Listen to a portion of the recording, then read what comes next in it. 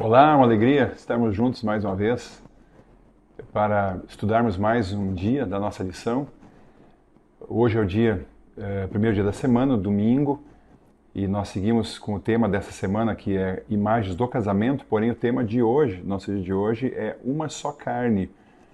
E nós vamos ver alguns aspectos importantes, mas relembrando que o objetivo da lição de trazer as imagens do casamento é tentando mostrar como Deus quer se relacionar de forma íntima com o ser humano, ok? Então esse é o grande objetivo e através então dessa metáfora bíblica a gente consegue extrair lições poderosas nesse sentido. Mas o fato é que um casamento duradouro e marcado pela fidelidade era o ideal de Deus ao criar o ser humano. Deus queria que homem e mulher vivessem realmente e completamente um para o outro durante toda a sua vida. Esse era o grande ideal de Deus. Mas Satanás, infelizmente, quando ele consegue levar o ser humano ao pecado, ele vai trabalhar para destruir isso, para destruir completamente esse ideal que Deus tinha, desvirtuar o que Deus estabeleceu, apagar da memória humana aquilo que Deus criou para estreitar a sua intimidade com a humanidade.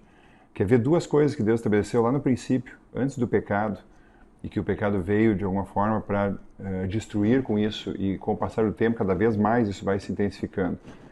Por exemplo, o sábado. O sábado é um dia que Deus estabeleceu, ele deu exemplo descansando, o dia de sábado. Para quê? Para que nesse dia a gente pare tudo e passe mais tempo com ele, estreite o relacionamento com ele. E Deus estabeleceu o casamento também, para que duas pessoas vivessem juntas, para viverem uma com a outra, experimentarem intimidade, mas juntas também experimentarem uma intimidade com Deus. E percebo que as duas coisas ao longo do tempo vêm sido atacadas por Satanás, claro, se utilizando de instrumentos humanos. O sábado praticamente caindo no esquecimento da humanidade. O casamento não cai no esquecimento, mas completamente banalizado, virou motivo de piada, de chacota, e é onde as pessoas entram no relacionamento pensando assim, vamos aproveitar enquanto estiver bom, a gente permanece, e a hora que não estiver tão legal assim, cada um segue sua vida. E infelizmente ele tem tido grande êxito nesse processo, ao tentar destruir isso, porque ele sabe da importância que existe no casamento, na relação humana, nas relações humanas, nas relações com Deus. Mas o casamento, que é a união entre duas pessoas imperfeitas, ele sempre vai ter seus conflitos, pelo fato que eu mencionei, que o casamento é composto por duas pessoas imperfeitas. Nós não estamos vivendo a realidade de Adão e Eva antes da desobediência. Nós estamos vivendo a realidade pós-pecado. Então é quase que inevitável que hajam alguns conflitos. É claro que algumas relações são mais estáveis que outras, e isso depende muito exatamente dessa dependência de Deus, mas o fato é que, apesar do casamento estar longe hoje do ideal que Deus tinha para ele, nós podemos aprender nele sobre o amor de Deus e tirar grandes lições para a nossa relação com ele e para a nossa relação com o nosso cônjuge. E a lição ela apresenta algo que eu achei muito interessante, que eu queria falar para vocês, porque às vezes tem coisas, por exemplo, lá no rodapé do manual, do guia, no domingo, mas são 3 princípios para o casamento que são essenciais. E todos eles têm uma correlação com a questão da maneira como Deus age conosco. E quais são esses 3 princípios?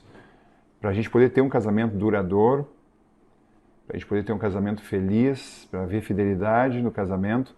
A primeira coisa, perdoe seu cônjuge. Por mais que ele não mereça, lembre-se que Cristo nos perdoa sem nós merecermos também. Grande lição, essa aqui, fantástica. Depois, aceite o seu cônjuge, mesmo com todas as suas falhas. E às vezes nem são falhas, são diferenças, na verdade. E a gente às vezes julga como sendo um defeito, mas na verdade só é diferente da gente. Mas de qualquer forma, vamos usar a expressão falhas. E aceite ele assim como Cristo nos aceita com todas as nossas imperfeições. E também, coloque seu cônjuge antes de si mesmo, pois era assim que Cristo agia com a sua igreja. Ele colocava ela na frente dele. Quantas vezes Jesus estava com fome, com sono, cansado, mas ele se sacrificava para poder atender as pessoas que o procuravam, para poder estar com os apóstolos, os discípulos e ensiná-los. E ele se sacrificava e colocava a igreja acima das suas necessidades, dos seus interesses.